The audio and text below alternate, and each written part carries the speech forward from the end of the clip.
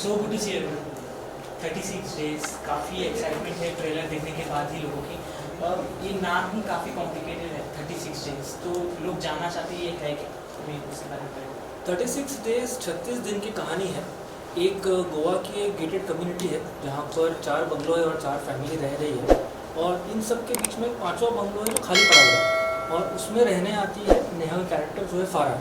और जैसे ही वो आती है वहाँ रहने, क्या हल्का खलबली मचती है उस सोसाइटी में, और फिर क्या होता है इसके बारे में बताती ये कहानी है।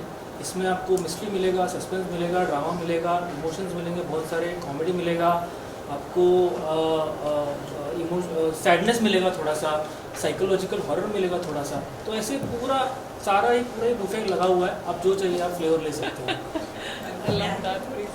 नेहा जी, आपके कैरेक्टर को हमने जहाँ तक अभी देखा, तो आप रोमांटिक से सैडनेस से लेके किसी को बिट्रेट करते हुए भी नजर आ रहे हैं, तो कुछ डिफाइन करना चाहोगे? थ्रिलर है, जैसा कि अभी विशाल ने कहा कि बहुत सारे एलिमेंट्स हैं इसमें। तो फारा के कैरेक्टर में मैं यही कहूँगी कि एक एक लेयर उसका पील होता जाता है। हर एपिसोड में कुछ नया आप डिस्कवर करते हैं। आप सोचते हैं कि चलो फारा ऐसी है, फिर कुछ और होता है, फिर आपको पता चलता है अरे फारा ऐसी है, फिर कुछ और। तो मतलब शुरू से लेके अंत तक आपको पता नहीं कि फारा कैसी है। तो I think that's the whole show all about for Farah's character. आप सर आपके कैरेक्टर के बारे में कुछ? 36 डेज में मेरा कैरेक्टर का नाम है टोनी वालिया। टोनी वालिया जो है वो मकान मालिक है। ये जो गेटेड कम्युनिटी के बारे में जो बात हो रही है, वो उसके सारे बंगलो उसने किराए पे दे रखे। वहीं पे फराजी आके रहने लगती हैं और इनका आँख पटक्का हो जाता है इनको। ये थोड़े से जो टोनी वाले आपने देखा होगा कि दिल्ली में कुछ इस तरह के एलिमेंट्स होते हैं जो जिनके पास नया नया पैसा आया है और बहुत लाउड माउथ है, ज़ोर ज़ोर से बात करता है, बात करने का सलीका नहीं है। एक बीवी है, खूबसूरत लड़की, जो बीवी है घर पे, लेकिन उसके बावजूद यहाँ वहाँ फिरता है। और बहुत ही फ़नी कैरेक्टर है। मुझे लगा इसमें एक ब्लैक ह्यूमर है, थोड़ा इविल भी है, लेकिन जो सबसे अच्छा लगा इस कैरेक्टर में कि एक ह्यूमर है उसमें, लाउड ह्यूमर। तो वो है टोनी। सर मैं आपसे जानना चाहूँगी, कास्ट बहुत बड़ी है और सबको हैंडल करना कितना टफ था आपके लिए? टफ नहीं था, इनफैक्ट इजी था, क्योंकि मुझे लगा था कि थोड़ा चैलेंजिंग होगा। लेकिन ये सब जो इतने बड़े बड़े लोग हैं, इतने बड़े बड़े ओटीटी के जो दिग्गज है आज के ज़माने में, फिल्म में भी बहुत सारे काम कर रहे हैं, लेकिन ओटीटी में तो है ही ये, मतलब नंबर 1 की टॉप कास्ट है ये। तो मुझे लगा था थोड़ा सा मुश्किल होगा, लेकिन इन्होंने मेरा काम आसान कर दिया। इन्होंने परफॉर्मेंस में भी आसान कर दिया, और साथ में जब मिल के काम कर रहे थे तो और ईजी हो जाता काम। तो काफ़ी ईजी जर्नी रही। सो मैम आप कुछ शेयर करना चाहेंगे सेट पे, कुछ आप लोग ने मस्ती की हो? मस्ती ये लोग कर रहे थे, पता नहीं टाइम कहाँ से निकाल रहे थे। ऐसा मुझे सुनने में आया कि इन्होंने बड़ी मस्ती की है। आई वाज वेरी क्यूरियस कि कहाँ कर रहे थे मस्ती, बिकॉज आई फील बहुत काम कराया है। बदतमीज लड़की हो यार। बहुत आज काम खाने कराया। में क्या मंगाया, जो मंगाया गया तो मुझे सब व्हाट्सएप पे शेयर करता था मेन्यू। That's true, ये सही बात तो है। से दो हाउस स्वीट आया। चौनक मछली कभी खाई थी तुमने? नहीं। हाँ, तो फिर तुमको एक्चुअली गोवा में कहाँ क्या अच्छा मिल रहा है वो सब चंदन को पता था। हाँ। तो हम सारा लंच में क्या खाने वाले, we used to go to Chandan and used to tell us यहाँ से मछली मंगानी है और वहाँ से मंगानी है, और मैं यहाँ से मंगा के खिलाता हूँ। आई थिंक उसने सबको खिलाई है। सबको खिलाया। शूट के बाद कई बार थोड़ा वक्त मिलता था, मैं कहीं जाता था एक अच्छे रेस्टोरेंट में, तो वहाँ से ये वक्त सिर्फ इन्हें ही मिला है। फोटो मंगा दी थी कि कहाँ पे है, मुझे ही बताओ क्या मंगा रहे Yeah, हो। you went to all the good spots. हाँ, तो ये सब हम लोगों ने ऑफ द सेट काफ़ी मजे भी किए। जब एक ही सीरीज में मतलब काफ़ी चीज़ें देखने को मिले, चाहे वो सैडनेस हो, रोमांस हो, थ्रिलर हो, तो अपने आप को चेंज करना पड़ता है आपको कुछ मोमेंट के लिए, जैसे कुछ अलग सीन के लिए, कुछ अलग सीन के लिए। वो कितना डिफिकल्ट हो जाता है आपको? I feel he's a seasoned actor, कुछ भी कर लेंगे ये, ऐसे ही चुटकी But बजाते एक ही ही। सीरीज में अलग बट मेरे लिए बहुत टफ था। I think it's one of the most challenging roles that I have done, because फारा इज नॉट प्रिडिक्टेबल।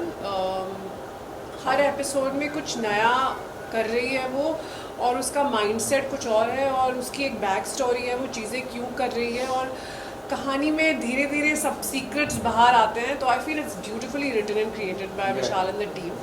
तो हमें सारी होमवर्क करके दिया जाता है एज एक्टर्स, और फिर you put your teeth and then you take it to another level where you can to the best of your ability. But I am very grateful कि जो कहानी लिखी गई थी वो ऑलरेडी बहुत खूबसूरत है, और सारे किरदार ब्यूटिफुली लिखे गए हैं। So I am forever grateful to be part of this and such a huge ensemble cast. Neha ji, एक ग्लैमर लुक बाहर आने के बाद आपका जो भी कोई भी पिछला काम भी ले लें, उसमें एक क्रिएटिव अवतार आपका जो भी देखने को मिलता है हमें, उसके बाद अगर आप चाकू लेके सामने आ जाती है लोगों के वो कुछ डिफरेंट हो जाता है लोगों, तो उस चीज़ से क्या रिस्पॉन्सेज मिलते हैं आपको? आई थिंक अभी तक सोफार जिन्होंने ट्रेलर देखा है उनको मज़ा आया है। तो वो जो इंट्रीग बनाने का काम एक ट्रेलर करता है कि ट्रेलर देखा अभी आगे क्या है, क्या हो रहा है शो में, वो इंट्रीग इस ट्रेलर ने शायद बनाया है। मुझे जहाँ तक जितने रिस्पॉन्सेज मुझे मिले हैं, जैसा कि ये लोग भी बता रहे थे कि जो लोग भी रिस्पॉन्स दे रहे हैं अच्छा ही दे रहे हैं। सो मैं बहुत एक्साइटेड हूँ उसको लेकर के। आई एम होपिंग कि बाकी लोग भी ट्रेलर देखने के बाद शो देखने के लिए आएंगे टू सी क्या होता है शो में। चंदन सर, मैं आपसे जानना चाहूँगी आप रियल लाइफ में अपने इस कैरेक्टर से कितने रिलेट कर सकते हैं? ज़्यादा नहीं एक्चुअली, क्योंकि अगर कैरेक्टर ऐसे करने लग गए एज एन एक्टर जो मैं बहुत रिलेट करता हूँ तो बहुत काम आसान हो जाता है। लेकिन इस तरह के लोग मैंने बहुत देखे हैं जो इस तरह के होते हैं। मतलब मैं जब कॉलेज में था तो मैं ऐसे कुछ किरदारों से मिल चुका हूँ, तो मैं ज़्यादा रिलेट नहीं करता हूँ। लेकिन वही मज़ा है करने में कि जब आप रिलेट नहीं करते हैं तो उन चीज़ों को फिर आप ढूंढते हैं, देखते हैं, डायरेक्टर आपको आइडिया देता है, राइटर जो आपको स्क्रिप्ट देता है, को एक्टर्स, तो उस हिसाब से मेरे इतना रिलेटेबल नहीं है रियल लाइफ में ऐसा।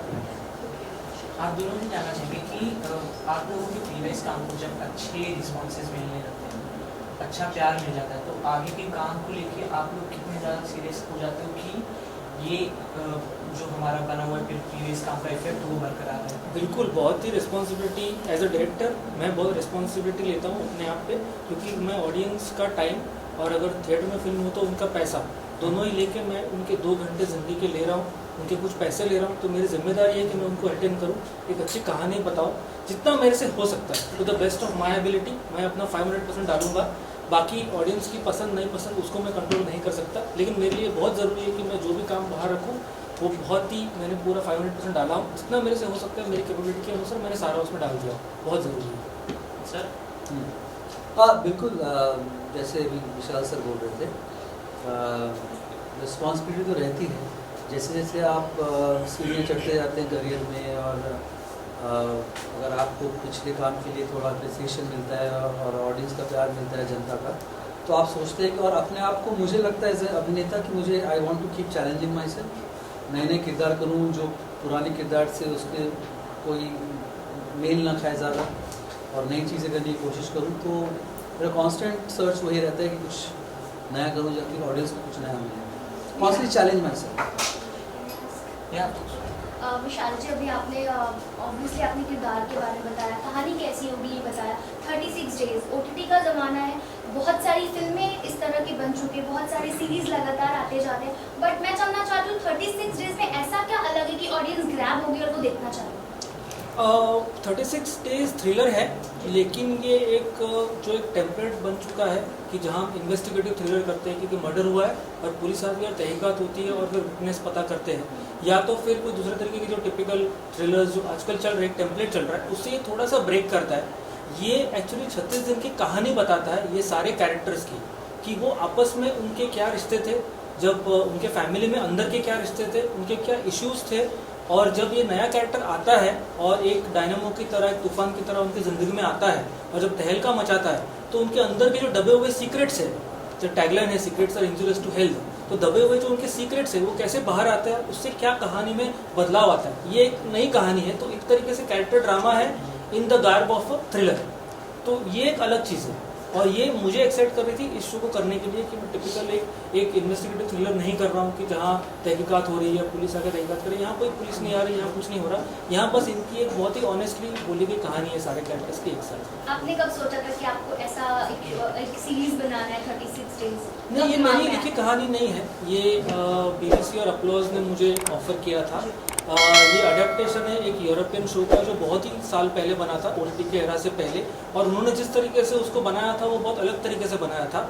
और अब जब हमने उसको अडेप्ट किया है तो हमने बहुत अलग तरीके से अडेप्ट किया है, इंडिया को ध्यान में रखते हुए और यहाँ की ऑडियंस को ध्यान में रखते हुए, और यहाँ के ऑडियंस के उनके रिलेटेबिलिटी होनी बहुत ज़रूरी है, तो वो सारा ध्यान में रखते हुए उसको अडेप्ट किया हुआ है। तो ये जब मुझे मेरे पास आया तो मुझे लगा कि ये बड़ा इंटरेस्टिंग तरीका है, एक ट्रीटमेंट में दे सकता हूँ। दूसरा कि ये 5 जो घर है अपने अपने वो अलग अलग जॉनर है, हर एक में एक अलग जॉनर है, कहीं थोड़ा सा हॉरर है, कहीं थोड़ा सा थ्रिलर है, कहीं थोड़ा सा ड्रामा है, कहीं थोड़ा सा सैडनेस है। तो उस तरीके से बहुत सारा एक मुझे एक्सपेरिमेंट करने के लिए एज अ मेकर बहुत सारी अपॉर्चुनिटी है कुछ नया करने के लिए। तो मेरे लिए एक्साइटिंग था और इसलिए मैंने बोला कि नहीं, ये पक्का करना चाहिए। अभी आपने कहा कि थोड़ा सा ड्रामा है, थोड़ा सा जी, थ्रिलर है, जी। तो सारी चीज़ों को एक धागे में पिरोना is very difficult. It's very difficult. तो आपने कैसे इस चैलेंजेस का सामना किया? वही तो काम है कि उसको कैसे करना है और वो बैलेंस करते हुए आप क्या दे सकते हो जो मुझे लगता है सही है। बाकी अब ऑडियंस देख के डिसाइड करेंगे क्या सही है क्या गलत है। Thank you so much sir. Thank you. Actually, at the end, you want to say something about your audience about this show? The most important thing that we need to say is 12th जुलाई को show आ रहा है हमारा Soni live पे। तो please अगर आपको trailer पसंद आया है तो जाके ज़रूर देखिए and tell us how you like it. Thank you. Thank you.